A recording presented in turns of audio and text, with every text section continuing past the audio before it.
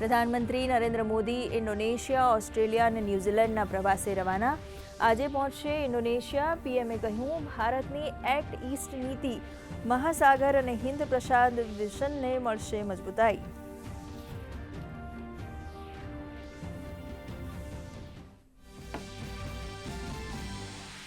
સહકારિતા વિભાગનો આજે 5મો સ્થાપના દિવસ. ગૃહમંત્રી અમિત શાહે કહ્યું, સહકાર વિભાગની દૂરદર્શી અને પારદર્શી વ્યવસ્થાથી બદલાઈ રહી છે રાજ્યોની છબી. કાર્યક્રમમાં 50,000 પેક્સનું ઈ-પેક્સમાં કરાયું રૂપાંતરણ.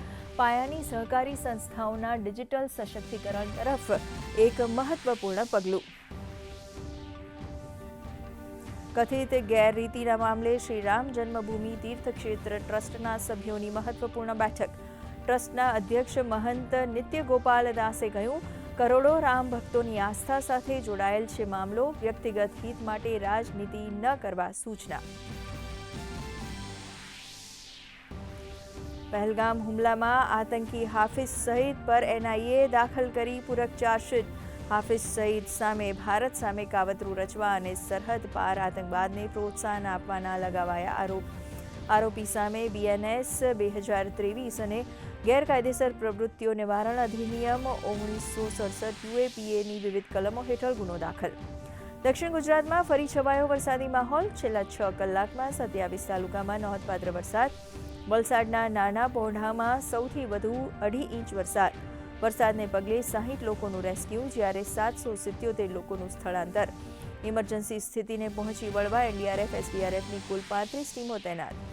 આજથી 2 દિવસ રાજ્યમાં વરસાદનું એલર્ટ. દક્ષિણ ગુજરાત અને સૌરાષ્ટ્રમાં રેડ એલર્ટ સાથે અતિ ભારે વરસાદની આગાહી.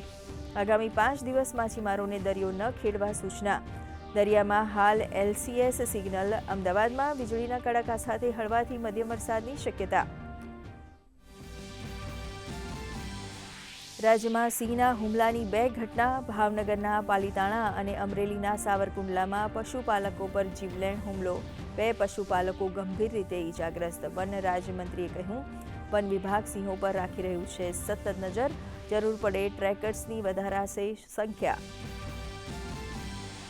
જનસંઘના સ્થાપક ડોક્ટર શ્યામા પ્રસાદ મુખર્જીની 125મી જન્મ જયંતિએ પ્રધાનમંત્રી નરેન્દ્ર મોદી અને મુખ્યમંત્રી ભૂપેન્દ્ર પટેલે અર્પણ કર્યા શ્રદ્ધાસુમન. સીએમએ ગુજરાત વિધાનસભા પોડિયમમાં શ્યામા પ્રસાદ મુખર્જીના તૈલચિત્ર સમક્ષ અર્પણ કર્યા ભાવપુષ્પ. તો રાજકોટ સહિત અનેક જિલ્લાઓમાં યોજાયા કાર્યક્રમ.